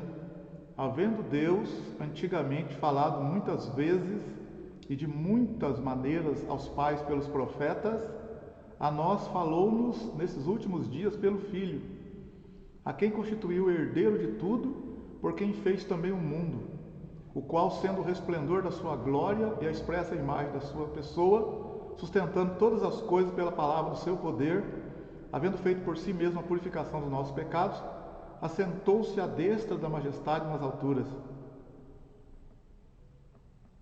Feito tanto mais excelente do que os anjos, quanto herdou o mais excelente nome do que o deles. Porque a qual dos anjos disse jamais: Tu és meu filho, hoje te gerei, e outra vez eu lhe serei por pai, e ele me será por filho. E outra vez, quando introduz no mundo o primogênito, diz: E todos os anjos de Deus o adorem. E quanto aos anjos, diz: Faz de seus anjos espíritos e de seus ministros labaredas de fogo. Mas do Filho diz: Ó Deus, o teu trono subsiste pelo século dos séculos. Cetro de iniquidade é o cetro do teu reino. Amaste a justiça e odiaste a iniquidade. Por isso Deus, o teu Deus, te ungiu com óleo de alegria, mais do que a teus companheiros. E tu, Senhor, no princípio fundaste a terra, e os céus são obra das tuas mãos. Eles perecerão, mas tu permanecerás, e todos eles como roupa envelhecerão. E como manto os enrolarás e serão mudados, mas tu és o mesmo, e os teus anos não acabarão. E a qual dos anjos disse jamais: Assenta-te à minha destra até que ponha os teus inimigos por escabelo de teus pés? Não são porventura todos eles espíritos ministradores, enviados para servir a favor daqueles que hão de herdar a salvação? Então nós vemos aqui no capítulo 1 de Hebreus que outrora, antigamente, no Antigo Testamento, Deus falou aos pais por meio dos profetas. Deus usou os profetas e falou aos nossos antepassados. Mas hoje, Hebreus capítulo 1, verso 1, 2, hoje ele nos fala pelo Filho. Então, Jesus é superior aos profetas. Deus hoje fala pelo Filho. E o Filho é constituído herdeiro. Ele é o herdeiro de tudo. E ele fez todas as coisas, nós lemos lá em João também capítulo 1, no verso 1, 2, no princípio era o Verbo, e o Verbo estava com Deus, e o Verbo era Deus. Todas as coisas foram feitas por mãos dele, por meio dele, nada do que existe sem ele foi feito. E no João 1,14, e o Verbo se fez carne e habitou entre nós e vimos a sua glória. E aqui em Hebreus 1 também fala: antigamente Deus falou aos pais pelos profetas, mas hoje nos fala pelo Filho, a quem constituiu o herdeiro de todas as coisas. Ele é a expressão da imagem do Deus Todo-Poderoso. E ele tem sustentado todas as coisas pela palavra do seu poder. Olha para você ver Hebreus 1:3, Hebreus 1:3 aí para você ver. Hebreus capítulo 1, olha aqui, o qual, sendo o resplendor da sua glória e a expressa imagem da sua pessoa, sustentando todas as coisas pela palavra do seu poder, e ainda fez a purificação dos nossos pecados, assentou-se à direita nas alturas. E ainda o Senhor Jesus fez a purificação de uma vez por todas dos nossos pecados, subiu e se assentou à direita de Deus Pai. Então Jesus, ele é superior aos profetas, superior aos anjos, porque também está escrito ali: a qual dos anjos Deus disse que tu és meu filho, hoje te gerei? Não, Deus não falou isso para anjo, Deus falou para Jesus: tu és meu filho, hoje te gerei. Agora, a ocasião que isso aconteceu, isso é difícil de entender essa parte, porque Jesus, ele é eterno, né? No princípio era o verbo estava com Deus e o verbo era Deus, se referindo a Jesus. O verbo se fez carne, se referindo a Jesus. Então ele é coeterno, coexistente com o Pai, com o Espírito Santo. Mas ele é filho do Deus Todo-Poderoso. Mas ele dentro da nossa dimensão assim de gerado, nascimento, a gente fica sem palavras para tentar expressar isso. Ele não está dentro do nosso tempo, ele é eterno, coeterno com o Pai. Então, ele é filho, né? Só que ele era o unigênito. Lembra lá em João 3,16? Porque Deus amou o mundo de tal maneira que deu seu Filho unigênito, o único filho que ele tinha, para que todo aquele que nele crê não pereça, mas tenha a vida eterna. Mas lá em Romanos 8, 28 e 29, e agora nos elegeu nele para que nós pudéssemos ser como ele, a imagem do primogênito dentre muitos irmãos. Jesus agora ele é o primogênito, ele é o irmão mais velho nosso, o primeiro filho de Deus, porque agora nós em Cristo Jesus nos tornamos filhos de Deus. Nós somos criados à imagem e semelhança de Deus, todos nós somos criaturas, mas para se tornar filho, João capítulo 1, verso 12, aos que o receberam Jesus no coração, deu-lhes a autoridade, o direito, o poder de serem feitos filhos de Deus, a saber, os que creem no seu nome, filhos não nascidos da carne nem do sangue, mas da vontade de Deus. Então, as pessoas dizem: todo mundo é filho de Deus, todo mundo é filho de Deus. Para aí, calma aí. Criatura de Deus. Nos tornamos filhos quando entregamos a nossa vida para Cristo. Porque Cristo, ele era o unigênito. Deus amou o mundo de tal maneira que deu o unigênito. Mas agora em Romanos 8, 29, ele se tornou o primogênito. Por quê? Porque muitos creram em Jesus e se tornaram filhos. João 1,14, deu-lhe o direito de se tornar filho de Deus aquele que crê em Jesus. Por quê? Porque lá em Gálatas capítulo 4, verso 4 em diante, diz assim que agora que Deus enviou na plenitude dos tempos o seu Filho, nascido debaixo da lei, para resgatar os que estavam debaixo da lei.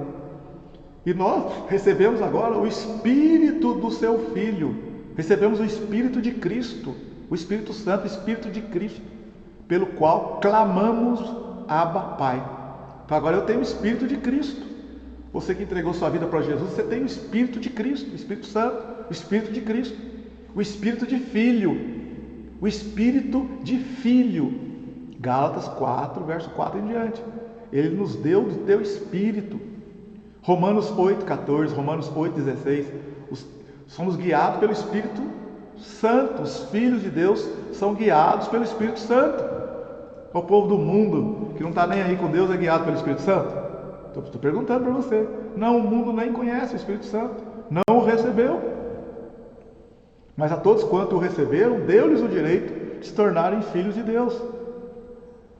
Então, você é filho, eu sou filho. Romanos 8,16, Romanos 8,14, 8,16. O Espírito testifica com o nosso Espírito que somos filhos. Ninguém precisa falar para alguém que é filho que ele é filho. Ele sabe que ele é filho.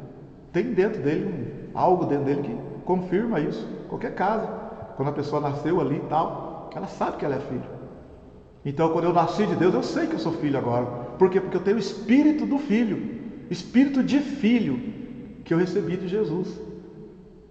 Em Gálatas, capítulo 4, verso 4 em diante. Olha para você ver, Gálatas Vamos lá para você ver. Gálatas 4.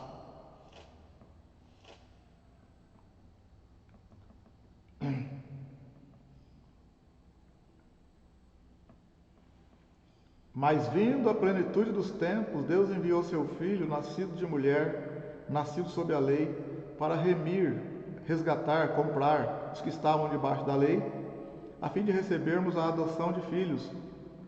E porque sois filhos, Deus enviou aos vossos corações o Espírito de seu Filho que clama, Abba, Pai. Assim já não és mais servo, mas filho, e se és filho, és também herdeiro de Deus por Cristo. Então, Jesus também veio fazer a purificação dos nossos pecados, por amor do seu nome, né? Então, Hebreus 9, 27, Jesus veio nos resgatar, nos fazer com que nos tornemos filhos. Hoje somos filhos, porque Jesus nos purificou de todo pecado. Santificada ficou a nossa vida por causa dele. Hebreus 9, 27, olha lá para você ver.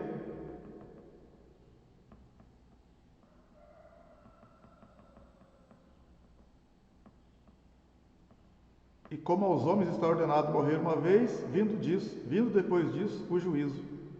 Assim também Cristo, oferecendo-se uma única vez para tirar os pecados de muitos, aparecerá a segunda vez sem pecado aos que o esperam para a salvação. Então Jesus, ele é superior aos anjos, ele é filho, ele era o primeiro filho, né? E ele nos deu essa condição também para que nós nos tornássemos filhos. Então hoje, assim, fisicamente falando, nesse exato momento, nós, nessa forma que nós estamos, parece que nós somos inferiores aos anjos. Os anjos têm poder, os anjos, né, veem a Deus agora, face a face. Nós parece que estamos limitados, mas nós vai se manifestar 100% o que nós haveremos de ser. Mas a nossa posição é superior à dos anjos. A nossa posição. Os anjos adoram a Jesus. Você viu lá, nós lemos lá. E Deus, quando enviou o Filho dele, os anjos o adoraram. Os anjos adoram o Cordeiro. Nós não podemos adorar anjos e nem dar ordem para anjos. Quem dá ordem para anjos é o Senhor. Mas os anjos são espíritos ministradores enviados para servir aqueles que hão de herdar a salvação. O nosso relacionamento hoje, relacionamento não é com anjos, é com Jesus. É Jesus que se relaciona conosco por meio da palavra, por meio do Espírito Santo. Está entendendo? Agora, os anjos são servos, ministros do Senhor, que trabalham a nosso favor. Agora, Cristo é superior aos anjos. Jesus é superior aos anjos. Jesus é filho. É Ele que criou todas as coisas. Olha para você ver lá no Evangelho de João. Evangelho de João.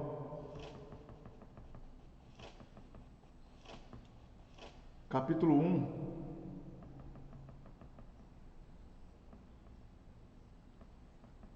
Olha aí, ó.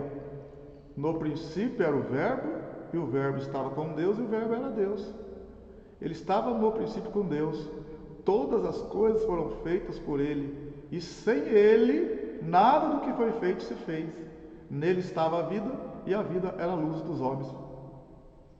Aí você vê aqui, ó, verso 14. E o Verbo se fez carne, e habitou entre nós, e vimos a sua glória, como a glória do unigênito do Pai, cheio de graça e de verdade. Está vendo? O Verbo se fez carne. O Verbo era Deus, se fez carne e habitou entre nós. Está vendo?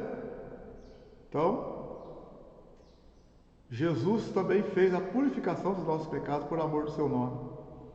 a fim de que ele pudesse ter um povo só seu, em quem ele pudesse trabalhar toda a pureza da sua lei e manifestar a alegria no seu caráter.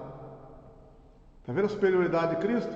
Ele é herdeiro, ele é filho, superior aos anjos, ele fez a purificação dos nossos pecados, recebeu poder e autoridade depois da ressurreição, todo o poder lhe foi dado. Mateus capítulo 28.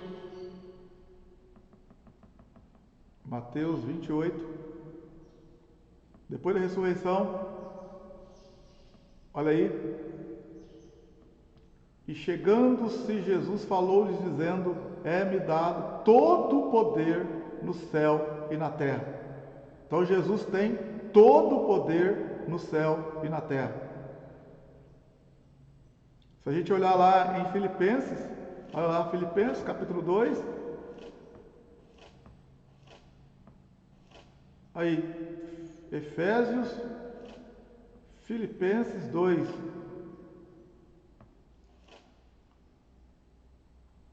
Olha aí para você ver. Filipenses 2.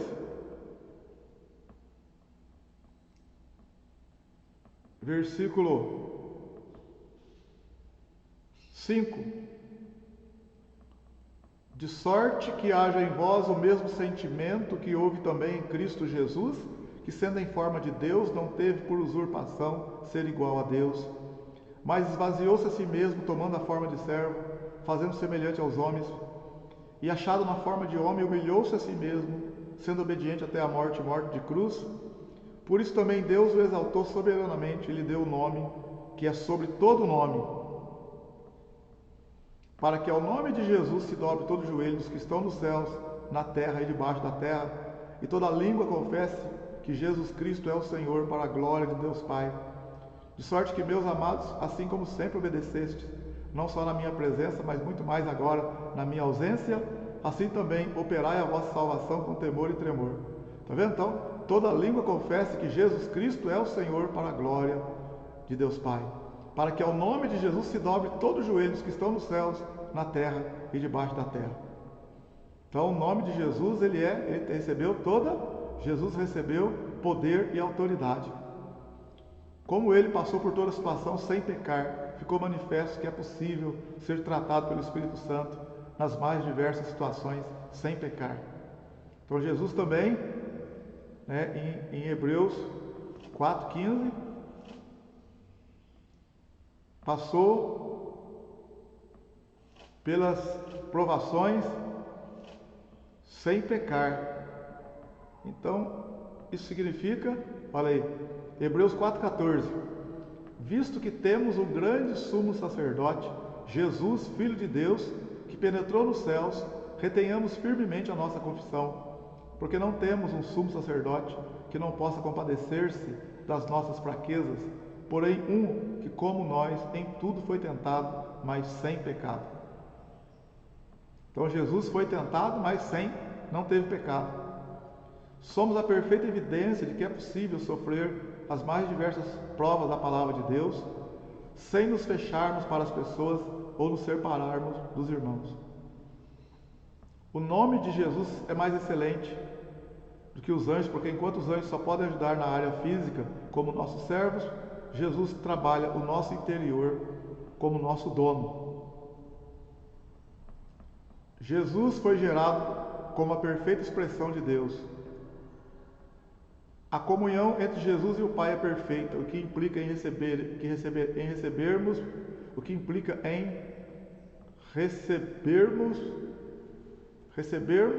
de Deus exatamente o que Ele tem para nós, sem qualquer adulteração. Jesus é amado ardentemente por todos os seus anjos, o que significa que o amor de Deus está neles e, portanto, temos a nosso dispor toda a ajuda necessária para vivermos de modo piedoso. O prazer da carne leva a pessoa a relaxar naquilo que lhe agrada até dormir para aquilo que é bom.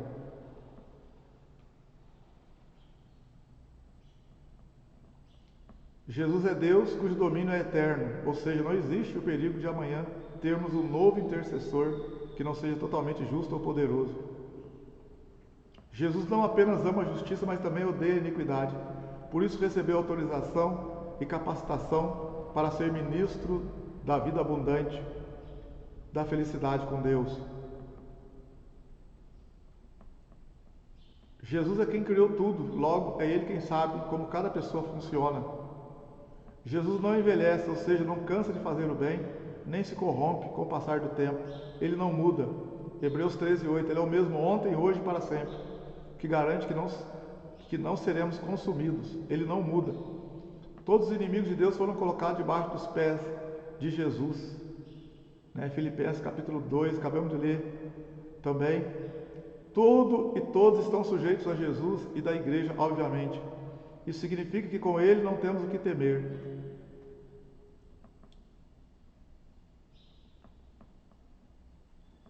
Embora os anjos sejam enviados para nos servir, quando nos colocamos no caminho da salvação, embora Deus faça dos seus anjos ventos para dispersar os inimigos e dos seus ministros chama de fogo para anunciar a vinda de Jesus, que irá queimar os ímpios que acabarão como cinza, o livramento só acontecerá quando formos libertos por dentro.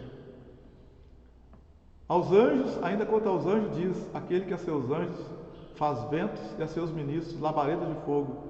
Mas acerca do Filho, Deus diz: o teu trono, ó Deus, é para todo sempre, e cetro de iniquidade é o cetro do teu reino. Então aqui a gente vê a confirmação, em tudo isso que eu li na apostila para vocês, são vários itens, mas você vê que Jesus, ele é superior. O nome dele está acima de todo nome. Então tem muitos versículos, eu não estou parando aqui para ler todos, porque são muitos, mostrando a superioridade dele, que ele e o Pai são um só. Ele venceu a morte, ele foi tentado em tudo. Então isso significa que no poder do Espírito Santo, como Cristo foi tentado e não pecou, ele está dizendo para nós que se nós forçarmos, estivermos na presença dele, nós também podemos ser vitoriosos no quanto ao pecado. E o Espírito Santo, nos ajuda nas nossas fraquezas. E se pecarmos, ele é fiel e justo para nos perdoar e nos purificar de toda injustiça. Então, o Senhor Jesus, o nome dele é maior do que todos. Ele é o Criador de tudo. Os anjos são poderosos, sim, mas o Senhor Jesus, que os criou, é o que comanda e manda. Foi dado todo o poder para ele. Então, Jesus é Filho, Jesus é Deus. Ele subiu e se assentou à direita da majestade de Deus Pai.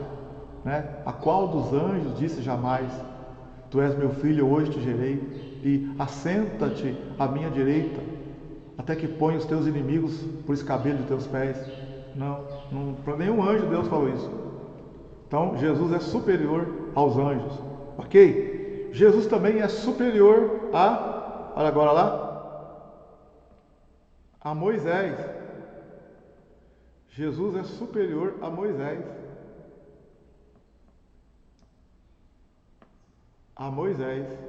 O escritor demonstra a superioridade de Cristo sobre Moisés, no capítulo 3, quando enfaticamente afirma: Jesus, todavia, tendo sido considerado digno de tanto maior glória do que Moisés.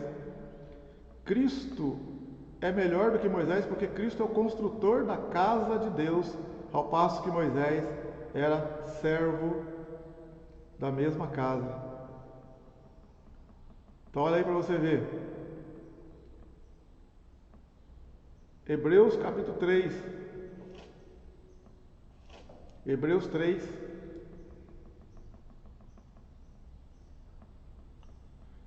Cristo superior a Moisés, o perigo da incredulidade e da desobediência.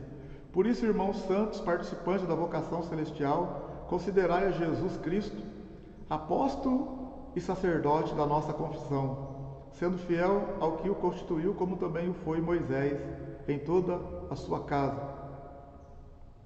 Olha aqui agora, porque ele é tido por digno de tanto maior glória do que Moisés, quanto maior honra do que a casa tem aquele que a edificou. Porque toda casa é edificada por alguém, mas o que edificou todas as coisas é Deus. E na verdade Moisés foi fiel em toda a sua casa, como servo, para testemunho das coisas que se haviam de anunciar. Mas Cristo como filho sobre a sua própria casa, a qual casa somos nós, se tão somente conservarmos firmes a confiança e a glória da esperança até o fim. Então, deixar bem claro, ó, Moisés foi fiel em toda a sua casa como servo.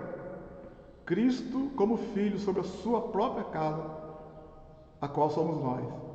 Então, Jesus tem, na verdade, Moisés foi fiel em toda a casa como servo, mas Jesus, porque ele, Jesus, é tido por digno de tanto maior glória do que Moisés, quanto maior honra do que a casa, tem aquele que a edificou. Quem edificou foi Jesus. Jesus tem maior glória do que Moisés.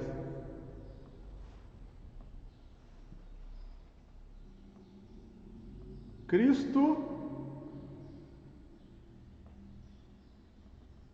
também, o sumo sacerdote segundo a ordem de Melquisedeque. Por isso mesmo convinha que em todas as coisas se tornasse semelhante aos irmãos, para ser misericordioso e fiel sumo sacerdote nas coisas referentes a Deus. Por isso, santos irmãos, participantes da vocação celestial, considerai atentamente o apóstolo e sumo sacerdote da nossa confissão, Jesus. O sumo sacerdote era a pessoa mais importante na comunidade judaica, no período pós-exílico. O sumo sacerdote era uma espécie de mediador. Os aspectos específicos do sumo sacerdócio de Melquisedeque, que o autor ressalta, podem ser resumidos de forma breve com os seguintes títulos. Em primeiro lugar, é diferente de Arão. Em segundo lugar, notamos que a ordem de Melquisedeque é eterna. Em terceiro lugar, a ordem de Melquisedeque é real. Em quarto lugar, podemos notar que a ordem de Melquisedeque é imutável. Então vamos aqui agora. Jesus é sumo sacerdote segundo a ordem de Melquisedeque.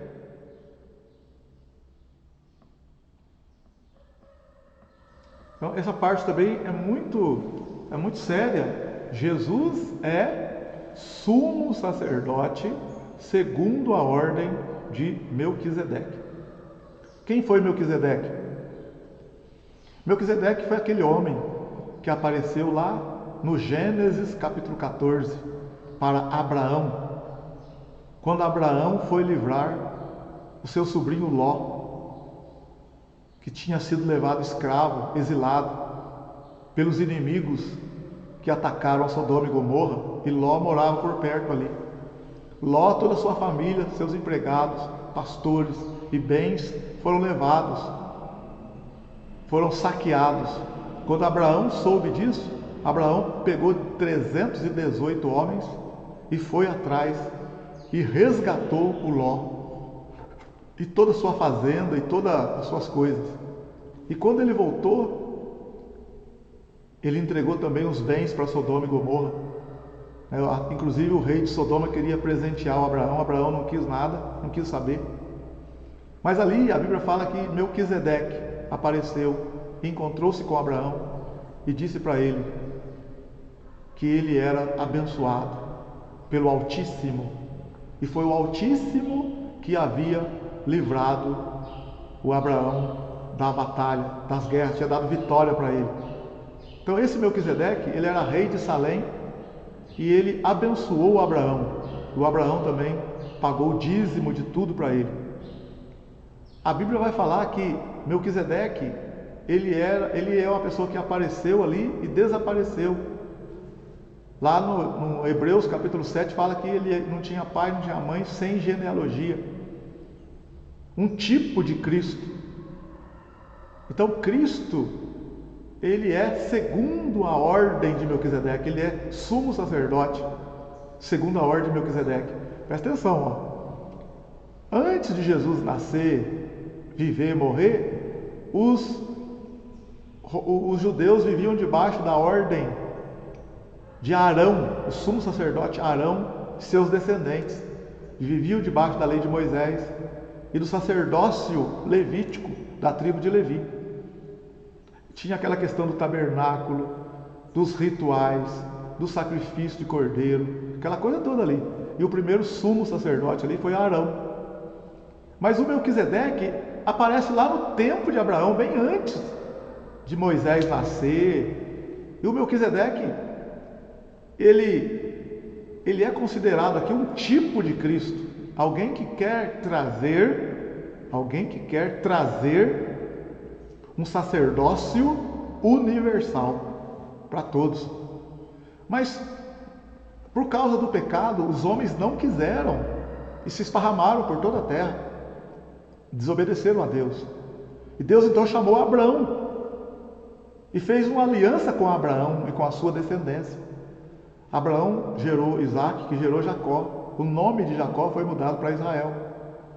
E Deus então fez uma aliança com Israel e trouxe a lei de Moisés e estabeleceu um sacerdócio humano, terreno, lá. Colocou Arão como sumo sacerdote. Deus mandou fazer um tabernáculo. E Deus estava ali queria mostrar como que ele, Deus, deveria ser adorado, como que as pessoas deveriam chegar até na presença de Deus. Então, o homem no pecado não poderia entrar na presença de Deus. Foi escolhida a tribo de Levi para entrar na presença de Deus, mas só o sumo sacerdote, uma vez por ano. Então tinha lá o átrio, né, o pátio, o lugar santo e o santíssimo lugar no tabernáculo. No santíssimo lugar ficava a arca da aliança, onde só o sumo sacerdote podia entrar para ouvir a voz de Deus ali. Isso foi o Antigo Testamento, assim. Então ninguém poderia entrar no tabernáculo lá, porque senão morria. No santíssimo lugar não poderia entrar, só o sumo sacerdote, seguindo ali um ritual de matar o cordeiro, fazer o sacrifício por ele e tal, e apresentar o sangue lá. Então as pessoas no Antigo Testamento, quando queriam falar com Deus, elas tinham um mediador. O mediador era o sacerdote. Elas iam atrás do sacerdote, atrás do profeta, para ele fazer a mediação. Aquele homem era considerado consagrado. Agora, quando Jesus vem, ele tira o primeiro sacerdócio. Por isso que ele fala que o sangue dele é a nova aliança. Jesus vem tirar a aliança mosaica. Jesus vem estabelecer uma nova aliança, um novo pacto. E nesse novo pacto agora, nessa nova aliança, no sangue de Cristo, ele muda todo o sacerdócio. Nós não estamos mais debaixo do sacerdócio de Arão, dos levitas. Nós estamos agora debaixo do sacerdócio de Cristo, onde Cristo adentrou aos céus de uma vez por todas, se tornou o nosso sumo sacerdote, e por meio de Cristo nós nos tornamos filhos e sacerdotes. O sacerdócio de Cristo é segundo a ordem de Melquisedeque, que é um tipo de Cristo que veio no tempo de Abraão, antes de Moisés, quando Deus queria que todas as pessoas no mundo o servissem e o adorassem, mas os povos não queriam, não quiseram. Então Deus estabeleceu lá o sacerdócio levítico e trouxe a lei de Moisés. E Deus foi regrando, trazendo, controlando. A lei nos leva até Cristo. A lei nos serviu de aio para nos conduzir a Cristo. Agora que nós chegamos em Cristo, nós agora somos sacerdotes. Nós podemos entrar na presença de Deus pelo novo e vivo caminho, pelo sangue de Cristo. Cristo se tornou o caminho, a verdade e a vida. Antes ninguém poderia entrar na presença de Deus. Agora, por meio de Cristo, Ele falou: eu sou o caminho, a verdade e a vida. Ninguém vem ao Pai a não ser por mim. Então, Cristo se tornou o sacerdote universal, o sumo sacerdote. E nós tornamos sacerdotes quando entregamos a nossa vida para Ele, quando somos purificados pelo seu sangue.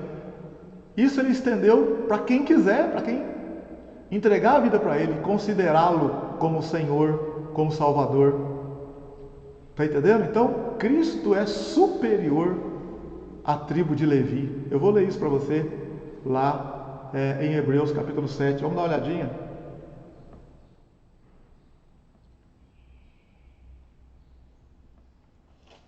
Hebreus, capítulo 7. Olha para você ver. O sacerdócio de Melquisedeque era a figura do sacerdócio eterno de Cristo. Porque esse Melquisedeque era rei de Salém, sacerdote do Deus Altíssimo, e que saiu ao encontro de Abraão quando ele regressava da matança dos reis e o abençoou. A quem também Abraão deu dízimo de tudo, e primeiramente é, por interpretação, rei de justiça, e depois também rei de Salém, que é rei de paz. Sem pai, sem mãe, sem genealogia, não tendo princípio de dias nem fim de vida, mas sendo feito semelhante ao Filho de Deus, permanece sacerdote para sempre. Considerai, pois, quão grande era este, a quem até o patriarca Abraão deu os dízimos dos despojos. E o que dentre os filhos de Levi recebe o sacerdócio, tem ordem segundo a lei, de tomar o dízimo do povo, isto é, de seus irmãos, ainda que tenham saído dos lombos de Abraão. Mas aquele cuja genealogia não é contada entre eles, tomou dízimos de Abraão e abençoou o que tinha as promessas. Ora, sem contradição alguma, o menor é abençoado pelo maior.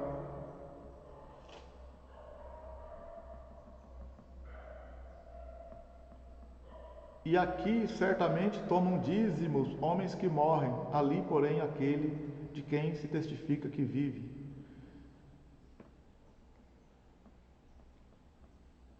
Abrindo aqui um parênteses também aqui, na nossa fala aqui, falar sobre os dízimos, por exemplo. Alguém fala assim, os dízimos é na velha aliança.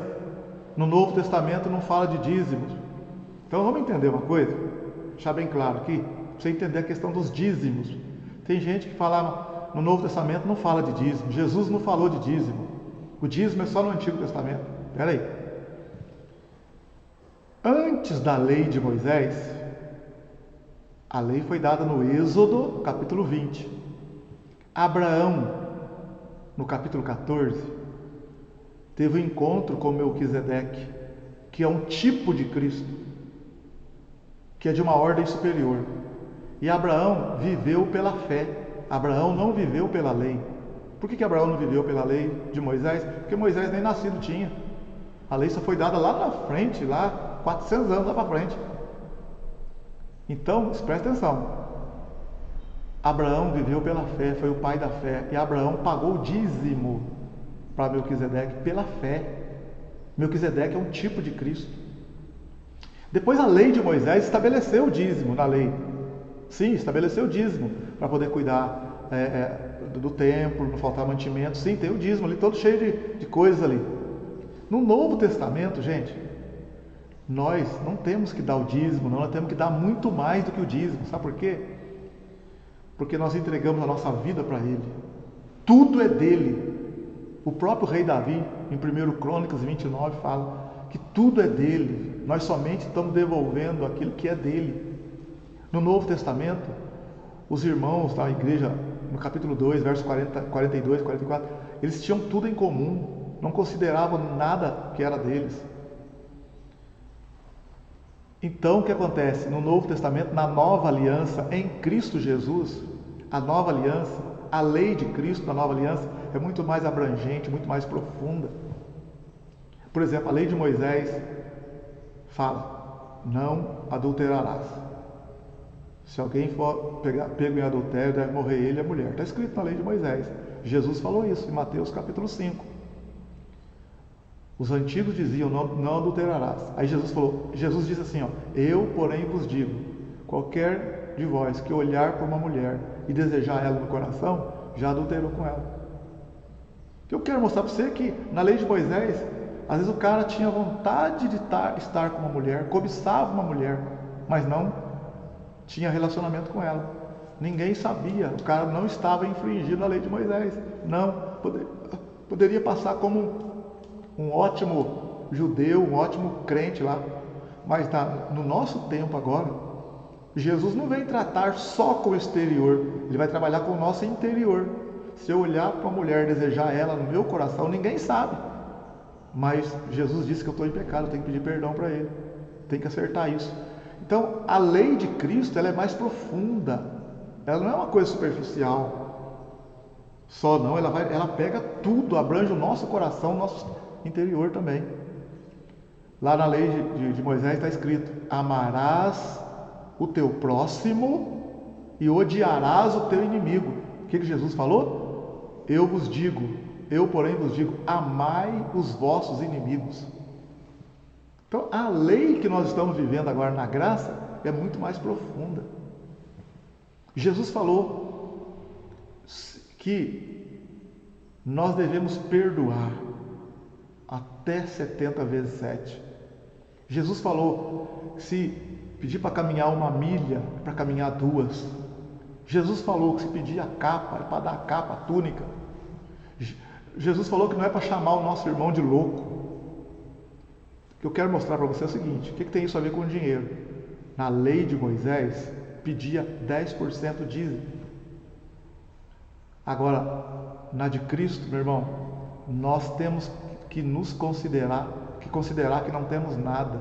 Tudo é dele, tudo pertence a ele.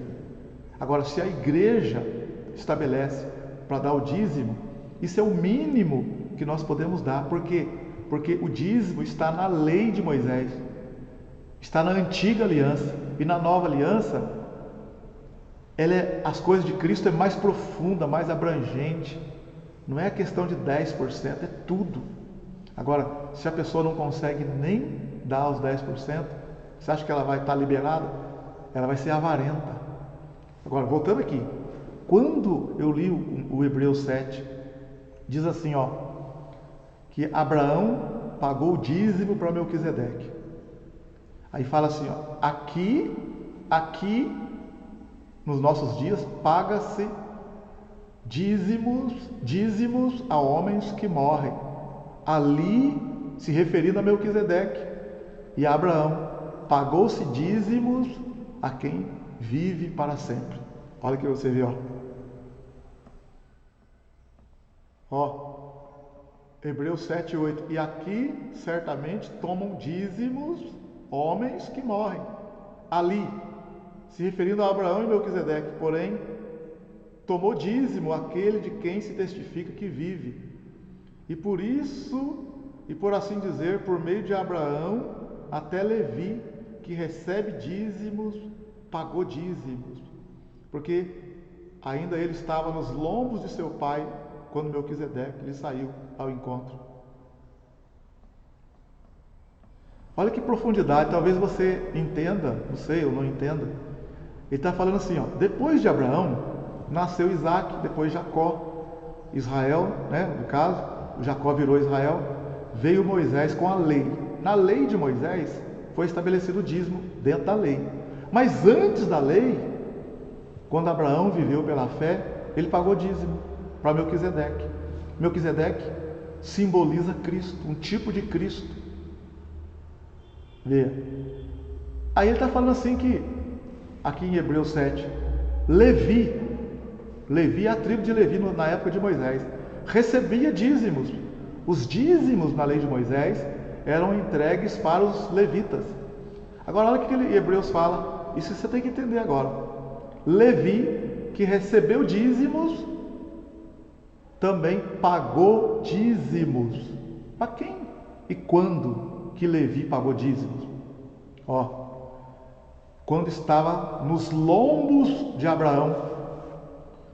O Levi nem tinha nascido ainda, nem tinha falado em Levi, mas pela fé, quando Abraão estava vivo e Abraão pagou dízimo, ele está falando assim que os levitas, que seriam descendentes de Abraão também, por meio de Abraão, está pagando dízimos.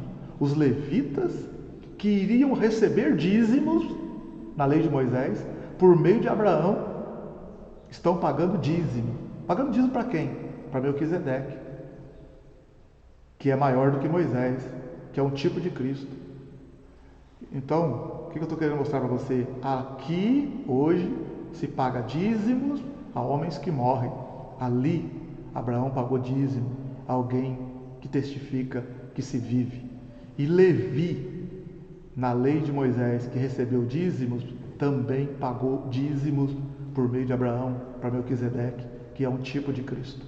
Então, quando você hoje leva o seu dízimo para a igreja, meu irmão, você não é obrigado a levar, não é obrigado a dar dinheiro, não é obrigado a fazer nada. É tudo voluntariamente, espontaneamente. É uma questão de fé e entendimento. Você leva e aquilo ali é pela fé entregue na casa do Senhor espontaneamente. É como se fosse para a igreja de Cristo, é para Cristo, para a igreja dele. Está entendendo? É um ato de fé. Agora, nós temos que entregar. Agora, o que vai ser feito com o dízimo já não compete a nós. Cada um dará conta de si mesmo a Deus. Eu sei que tem muita gente hoje aí fazendo coisa errada com dinheiro e apertando os irmãos, oprimindo os irmãos, obrigando os irmãos a dar dízimo. Não é esse o caminho. Não é esse o caminho. Tem que ser voluntariamente, pela fé, com alegria no coração. Se for forçado, for emburrado, se for obrigado, se for por medo, já não está valendo nada. Nós estamos na nova aliança em Cristo Jesus. Somos salvos pela fé. É tudo por fé, por amor, com alegria. Mas lembra bem, estou mostrando para você aqui em Hebreus 7, voltando aqui no nosso assunto, que Jesus é da ordem de Melquisedeque. Voltando no nosso assunto. Jesus é superior ao sacerdócio de Arão.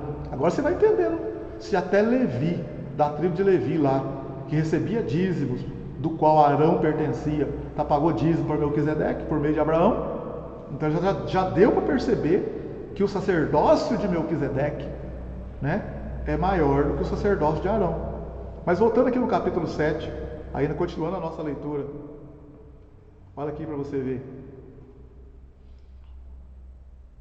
O sumo sacerdote era a pessoa mais importante na comunidade do período pós-exílico. O sumo sacerdote era uma espécie de mediador.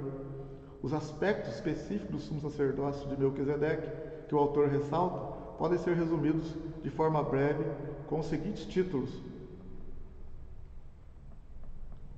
Em primeiro lugar, é diferente de Arão. Em segundo lugar, notamos que a ordem de Melquisedeque é eterna. Em terceiro lugar, a ordem de Melquisedeque é real. Em quarto lugar, podemos notar que a ordem de Melquisedeque é imutável.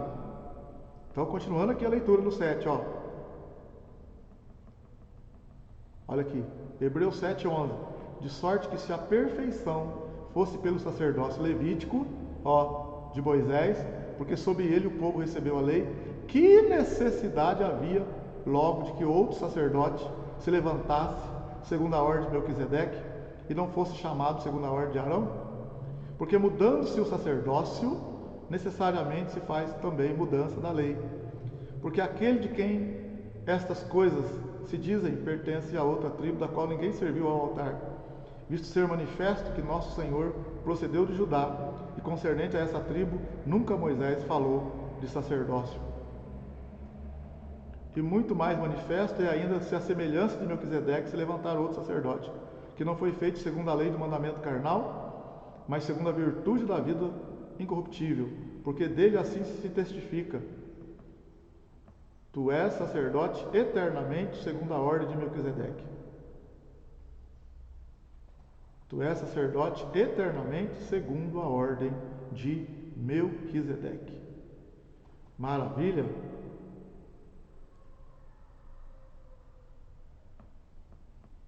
Então o que a gente está querendo para finalizar essa parte aqui do Melquisedeque? No tempo de Moisés, quem poderia trabalhar no tabernáculo e exercer o sacerdócio? Só quem fosse da tribo de Levi, da família dos Meraritas, da família dos Gersonitas e da família dos Coatitas. Isso está lá escrito em Números, capítulo 3, capítulo 4, em Levítico também. Não vou voltar lá, que é muita coisa, senão você vai ficar, a gente vai para outro caminho.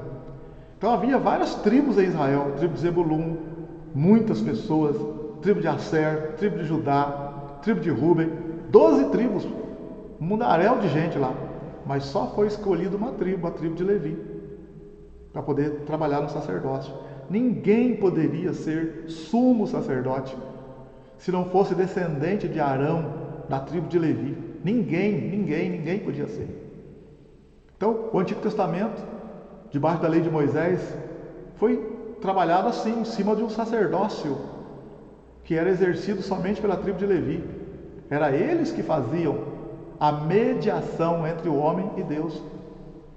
Agora, quando chega em Jesus aqui, Jesus morreu, ressuscitou, Jesus inaugura com seu sangue uma nova aliança, cancela a antiga, estabelece uma nova aliança e põe ali o sacerdócio, um novo sacerdócio, no qual ele, Jesus, é o sumo sacerdote e nós somos sacerdotes e podemos entrar na presença de Deus.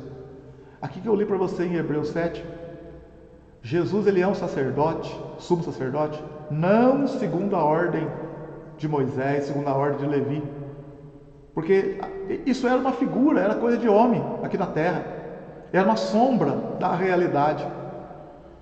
Se Jesus estivesse na terra como homem, nem sacerdote ele podia ser, por quê? Porque ele é da tribo de Judá, e para ser sacerdote tem que ser da tribo de Levi. Então você vê, quando Jesus morre, ressuscita, ele tira a antiga aliança de Moisés e estabelece uma nova, no qual ele é o sumo sacerdote e ele é da tribo de Judá. Ele muda a lei. Nós estamos agora debaixo da lei de Cristo, não da lei de Moisés. A lei de Moisés, a gente resume os mandamentos em 2 mandamentos: amar a Deus em primeiro lugar e amar ao próximo como Jesus nos amou. Porque tem gente que não pensa também que é amar ao próximo como a gente ama a si mesmo. Não, como ama a ti mesmo. Esse é o resumo dos mandamentos da lei. Lá em Mateus capítulo 22, você resume os mandamentos da lei em 2: amar a Deus em primeiro lugar e ao próximo como a ti mesmo. Mas Jesus falou: o novo mandamento vos dou, em João 13, 34 e 35. Amai-vos uns aos outros como eu vos amei. Então hoje nós temos tudo resumido no amor a Deus em primeiro lugar e amar ao próximo como Jesus nos amou. Quem ama a Deus em primeiro lugar e ao próximo como Jesus nos amou, cumpre toda a lei. Cumpre toda a lei. Então a lei hoje, a lei de Moisés se resume, se fecha agora no Novo Testamento, na Nova Aliança, no amor para com Deus e para com o próximo. Então nós estamos hoje debaixo de uma nova aliança, debaixo de um novo sacerdócio, segundo a ordem de Melquisedeque, que é eterno, e nós podemos adentrar na presença de Deus. Nós podemos olhar lá em Hebreus capítulo 8, só para você entender mais um pouco. Hebreus 8. Olha aqui, ó, Hebreus 8, 1.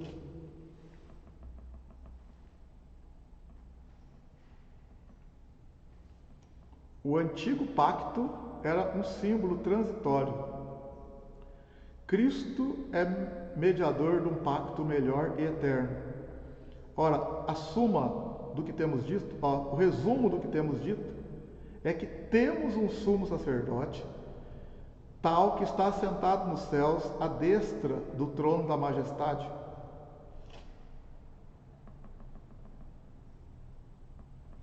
Ministro do santuário e do verdadeiro tabernáculo, o qual o Senhor fundou e não o homem. Está vendo? Jesus ele é ministro do santuário e do verdadeiro tabernáculo, o qual ele fundou e não o homem. Porque todo sumo sacerdote é constituído para oferecer dons e sacrifício. Por isso era necessário que este também tivesse alguma coisa que oferecer.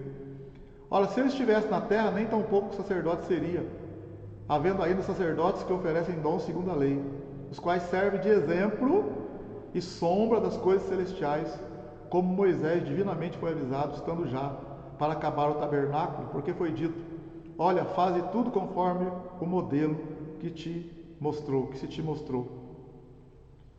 Mas agora, ele, se referindo a Jesus, mas agora ele, ministério tanto mais excelente, quanto é mediador de uma melhor aliança que está confirmada em melhores promessas. Porque se a primeira primeira fora irrepreensível, se a primeira aliança fosse irrepreensível, nunca se teria buscado lugar para a segunda. Porque repreendendo-os, lhes diz: eis que virão dias, diz o Senhor, em que com a casa de Israel e com a casa de Judá estabelecerei uma nova aliança, não segundo a aliança que fiz com seus pais, no dia que os tomei pela mão para os tirar da terra do Egito. Como não permaneceram naquela minha aliança, eu para eles não atentei, diz o Senhor. Porque esta é a aliança que depois daqueles dias farei com a casa de Israel, diz o Senhor. Porei as minhas leis no seu entendimento, e em seu coração as escreverei, e eu lhes serei por Deus, e eles me serão por povo. E não ensinará cada um a seu próximo, nem cada um a seu irmão, dizendo: conhece-te ao Senhor, porque todos me conhecerão, desde o menor deles até o maior. Porque serei misericordioso para com as suas iniquidades, e de seus pecados, e de suas prevaricações não me lembrarei mais. Dizendo nova aliança, envelheceu a primeira. Está vendo? Ó? Nova aliança, envelheceu a primeira. Ora, o que foi tornado velho, e se envelhece, perto está de acabar.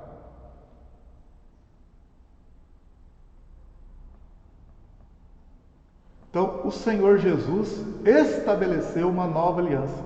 Lembra quando a gente pega o pão e pega o cálice? Nós falamos, esse é o cálice da nova aliança no sangue de Cristo. Nós estamos debaixo da nova aliança, cujo sumo sacerdote é Jesus, que é segundo a ordem de Melquisedeque, que é superior à ordem do sacerdócio dos levitas. Ok? Maravilha?